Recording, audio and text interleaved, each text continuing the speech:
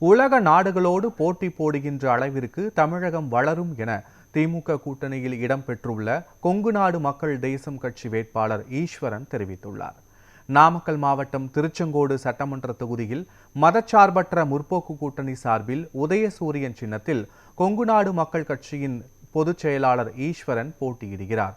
இவர் மல்லசமுத்திரம் ஒன்றியத்திற்குட்பட்ட கருமனூர், கூத்தநத்தம், செம்பம்பாளையம் பிள்ளை, நத்தம் உள்ளிட்ட பகுதிகளில் கூட்டணி கட்சியினருடன் திறந்த வேனில் தீவிர வாக்கு சேகரிப்பில் ஈடுபட்டார். திமுகவின் தேர்தல் அறிக்கைகள் குறித்து எடுத்து கூறி மக்களிடம் வாக்கு சேகரித்தார். அப்போது திருச்செங்கோடு தொகுதியில் உள்ள ஏரிகளுக்கு தண்ணீர் கொண்டு வருவதற்கான திட்டங்களை தான் வைத்திருப்பதாகவும் அவர் கூறினார். திருச்செங்கோடு மலைக்கு இப்பெல்லாம் புது தேர் கட்டியிருக்கோம். இந்த ஆலாத்தி எடுக்கிற பெண்கள் கொஞ்சம் லைனை கொண்டு இருக்கிறீர்கள்.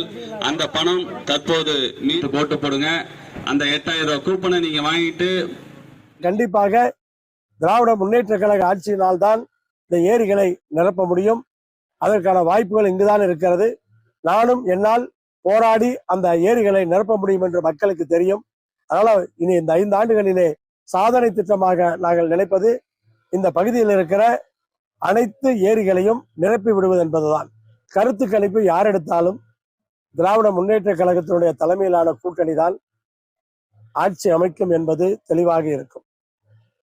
எங்கள் முதலமைச்சர் சொல்லியிருக்கிறார் 200 தொகுதிகளுக்கு மேலே நாங்கள் வெற்றி பெறுவோம் என்று. அந்த கனவு கண்டிப்பாக நனவாகும். எந்த விதமான சந்தேகமும் கிடையாது. ஒரு லட்சியத்தோடு தான் அவர் சொல்லி இருக்கிறார். அதனால கருத்து கணிப்பு எப்போதுமே எங்களுக்கு ஆதரவாகத்தான் இருக்கும். அது மாறுவதற்கு வாய்ப்பு கிடையாது. அதனால நிலைமைகள் அப்படித்தானே இருக்கிறது. இன்றைக்கு ஏதோ 1-2 எதிர்ப்போட்டு இருந்தாலும் அந்த ஓட்டுகள் இன்றைக்கு பிரிகிறது. ஆனால் கருத்து கணிப்பை பொறுத்தவரை அவர் உண்மையா யார் எடுத்தாலும் கருத்து கணிப்பு அப்படிதான் இருக்கும். நாங்க தான் வெற்றி பெறுவோம். அதுல எந்த மாற்று கருத்து கிடையாது. வெற்றி பெறுவோம். இன்னும் அடுத்த 5 ஆண்டுகள்ல தமிழ்நாட்டை அடுத்த நிலை கொண்டு போவோம். இன்னைக்கு தமிழ்நாடு இந்தியாவிலேயே முதல் மாநிலமாக திகழ்கிறது என்று சொன்னால் அது 5 ஆண்டுகள் சிறப்பான ஆட்சி நடந்ததனுடைய அந்த உதாரணமாக அதை எடுத்துக்கொள்ளலாம். ஆனால் கண்டிப்பாக அடுத்த 5 ஆண்டுகளிலே நம்முடைய தமிழ்நாட்டை பொறுத்தவரை அடுத்த கட்ட வளர்ச்சியை பெறும். உலக நாடுகளோடு போட்டி போடுகின்ற அளவிற்கு இன்றைக்கு வளருவோம்.